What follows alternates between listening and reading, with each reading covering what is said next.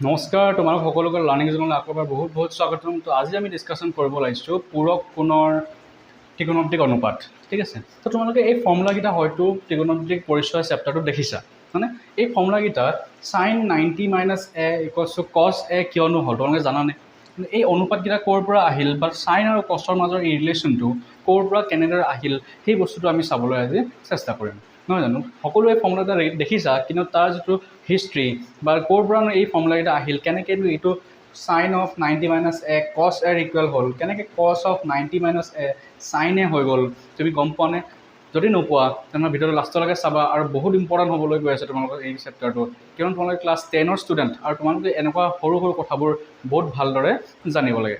তো আহাচোন বাৰু চাওঁ এই ফৰ্মুলাকেইটানো ক'ৰ পৰা আহিল, আৰু তাৰ জানিবৰ বাবে আমি এটা ট্ৰাইংগল ড্ৰ কৰিছোঁ, ত্ৰিভুজ এটা আমি ড্ৰ কৰিছোঁ, আৰু সেই ত্ৰিভুজটোৰ নাম দিছোঁ ABC। তোমালোকে দেখিছা যে এংগল বিটো 90 ডিগ্ৰী আছে, হয়নে? ইয়াতে এংগল বি 90 ডিগ্ৰী। তো তোমালোকে এটা কথা জানিব লাগিব যে পূৰক কোণ মানে কি? পূৰক কোণ, তো তোমালোকে সকলোৱে জানা যে পূৰক কোণ হৈছে যদি দুটা কোণৰ যোগফল, যিকোনো দুটা কোণৰ যোগফল যদি 90 ডিগ্ৰী হয় বা 90 হয়, তেতিয়া আমি তাক পূৰক কোণ বুলি ক'ব পাৰোঁ।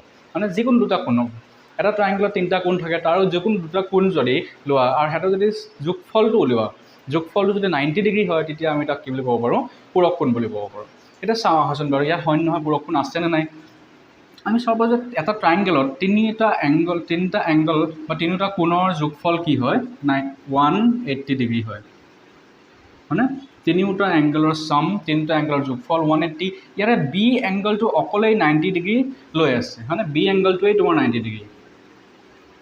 তেনেহ'লে এংগল এ আৰু এংগল চি আমি ওলোৱা আহাচোন, কি পাম? Angle A plus angle C equals to আমি পালোঁ 90, 180 - 90 90 ডিগ্ৰী। তো আমি দেখিছোঁ যে এংগল এ আৰু এংগল চি প্লাছ কৰি আমি কি পালোঁ? 90 ডিগ্ৰী পালোঁ। ইয়াৰ অৰ্থটো কি যে এংগল এ আৰু এংগল চি দুয়োটা পূৰক কোণ হয়, নহয় জানো?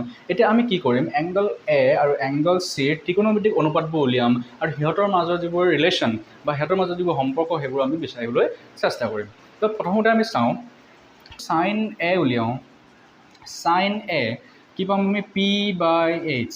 sin a = p/h। ইয়াতে p তোমাৰ কি আছে? আগৰ যদি আমি a এংগলৰ পৰা চাওঁ, তাত এৰ ফ্ৰণ্টত থকা ছাইডটো তোমাৰ p, বি চি হ'ব, আৰু এইটো হ'ব তোমাৰ এ চি, BC/AC।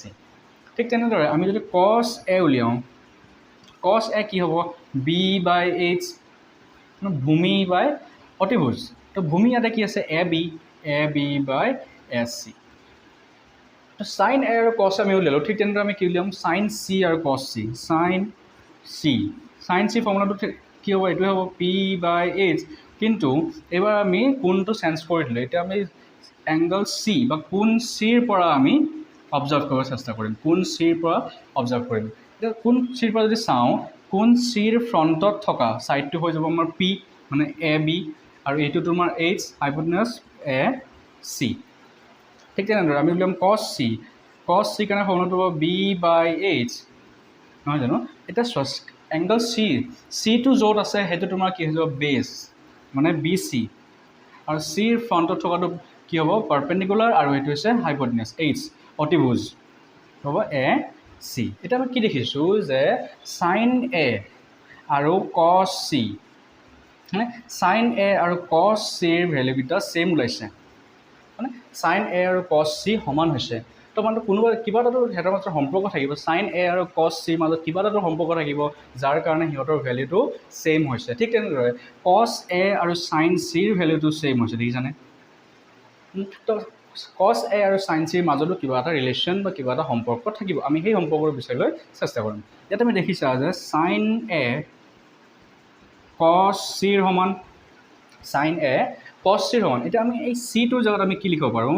চিটোৰ ঠাইত যদি angle A plus angle C 90 হয়, এংগল চি কি হ'ব? 90 মাইনাছ এংগল এ, নহ'ব জানো?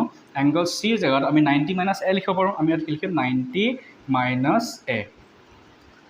তো আমি কি পালোঁ যে cos of 90 - a কিমান হয়? sin a। তোমালোকে দেখিছা প্ৰথম ফৰ্মুলাটো আমি ইয়াৰ পৰা পাই গ'লোঁ, প্ৰথম সম্বন্ধটো আমি ইয়াৰ পৰা পাই গ'লোঁ, sin a = cos of 90 - a। ঠিক তেনেদৰে আমি বাকী চাওঁ, বাকী ৰিলেশ্যনটো আমি কি পাব পাৰোঁ? তাৰপিছত আমি দেখিছোঁ যে cos a সাইন চিৰ সমান হৈছে সাইন এ আৰু কছ এ আৰু সাইন চি দুটা সমান হৈছে আমি এটা চিৰ ঠাইত কি লিখিব পাৰোঁ 90 মাইনাছ এ লিখিব পাৰোঁ ঠিক তেনেদৰে 90 মাইনাছ এ তো আমি কি পালোঁ সাইন অফ 90 মাইনাছ এ কিমান হয় কছ এ তোমালোকে 2 নম্বৰ ফৰ্মুলাটো তাৰ পৰা পাই গ'লা হয় ঠিক তেনেদৰে আমি বাকী ত্ৰিকোণমিতিক ৰেচিঅ'সমূহৰ মাজৰ সম্পৰ্কটো উলিয়াব পাৰিম চাওঁচোন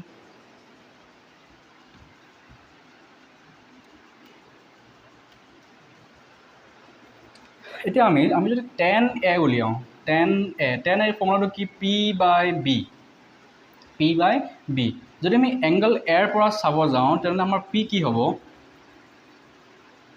আমাৰ p হ'ব এৰ ফ্ৰণ্টত থকা ছাইডটো p আৰু য'ত a থিয় হৈ আছে আমি তাক কি বুলি ক'ম b তো এইটো হ'ব bc বাই ab নহয় জানো তাৰপিছত চোৱা cot a যদি উলিয়াওঁ cot a কি হ'ব tan a উল্টা হ'ব cot a ইনভাৰ্স তো এইটো হ'ব b বাই p আৰু হ'ব ab বাই bc ঠিক তেনেদৰে আমি যদি উলিয়াওঁ tan c p পাম p বাই b মানে c এংগলৰ পৰা চাব লাগিব c এংগলৰ পৰা চালে আমাৰ p হৈ যাব তলত ইয়াতে p আৰু য'ত c থিয় হৈ আছে এইটো হ'ব b তো আমি পালোঁ ab বাই bc ঠিক তেনেদৰে cot c যদি উলিয়াওঁ cot c আমি পাম b বাই p মানে bc বাই ab এতিয়া আমি দেখিছোঁ যে tan a আৰু cot c দুইটা সমান আহিছে tan a আৰু cot c দুটাই ভেলু সেম ওলাইছে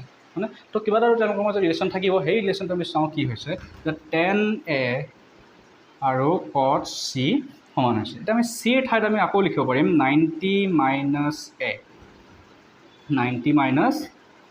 সেইকাৰণে আমি কি পালোঁ যে tan a equals to cot of 90 minus a 3 number ফৰ্মুলাটো তেনেকৈ পাই গ'লোঁ হয়নে ঠিক তেনেদৰে আমি তাৰপিছত চাওঁ যে আৰু কি সম্পৰ্ক উলিয়াব পাৰি ইয়াতে আমি পালোঁ যে cot a আৰু tan c সমান cot a is equals two tan c তো tan c ঠাইত আমি লিখিব পাৰোঁ 90 মাইনাছ এ আমি কি পালোঁ cot of a is equals to 90 minus a নহয় জানো তেনেকৈ চাৰিটা ফৰ্মুলা আমি পাই গ'লোঁ ঠিক তেনেদৰে আমি বাকী দুটা চেক আৰু কচেকো এনেদৰে আমি তাৰ পৰা বিচাৰি উলিয়াব পাৰিম ঠিক তেনেদৰে আমি চাওঁচোন চেক আৰু কচেকৰ মাজৰ সম্পৰ্ক চেক আৰু কচেকৰ মাজৰ ৰিলেশ্যন আমি কেনেদৰে উলিয়াব পাৰোঁ আমি যদি চেক এ উলিয়াওঁ চেক এ কি হ'ব আমি সকলোৱে জানো যে P B P H B তো ইয়াতে ফাৰ্ষ্টটো হয় চাইনৰ কাৰণে ছেকেণ্ডটো হয় কছ আৰু থাৰ্ডটো হৈ যাব তোমাৰ টেনৰ কাৰণে নহয় জানো এতিয়া কছটো যদি বি বাই এইচ হয় চেকটো কি হ'ব এইচ বাই বি হৈ যাব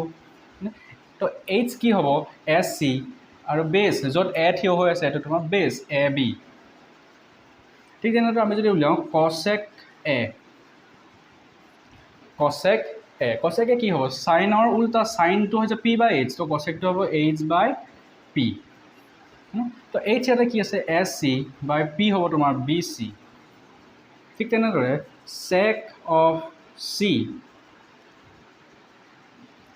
আমাৰ কি হ'ব বি বাই এইচ এইটো হৈ যাব এইচ বাই বি ফৰ্মুলাটো চেমেই থাকিব এতিয়া চি এংগলৰ পৰা যদি আমি চাব যাওঁ চি এংগলৰ পৰা চাব গ'লে আমাৰ এইচটোতো ঠিকে থাকিব এ চি লেকিন বিটো আমাৰ চেঞ্জ হৈ যাব বি চি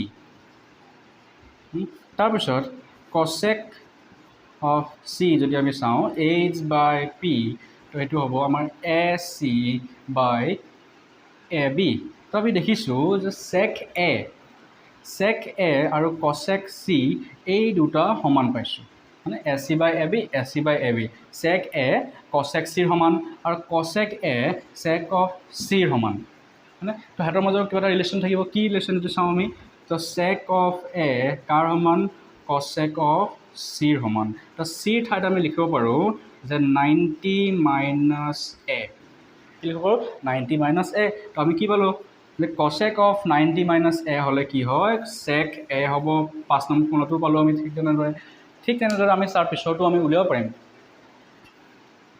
তাৰপিছৰটো হৈছে কচেক এ আৰু চেক চি এই দুটাও সমান তো আমি পালোঁ cosec of A is equals to sec of C এতিয়া আমি চিৰ ঠাইত আমি কি লিখিব পাৰোঁ 90 মাইনাছ এ তো আমি পালোঁ কচেক অফ এ কাৰ সমান হ'ব চেক অফ 90 মাইনাছ এৰ সমান তো আমি দেখিলোঁ যে গোটেইকেইটা ট্ৰিগনমেট্ৰিক অনুপাতৰ মাজত আমি ৰিলেশ্যন কেনেদৰে বিচাৰি ল'ব পাৰোঁ বা আমি যিকেইটা ফৰ্মুলা আগৰ পৰা দেখি আহিছিলোঁ সেই ফৰ্মুলাকেইটানো ক'ৰ পৰা আহিছে আমি আজি গম পালোঁ নহয় জানো। তো যদি ক্লাছটো কৰি ভাল লাগিছে তেনেহ'লে চেনেলটো ছাবস্ক্ৰাইব কৰি থ'বা, আগলৈ নতুন নতুন ভিডিঅ' এনেকৈ পাই থাকিবা।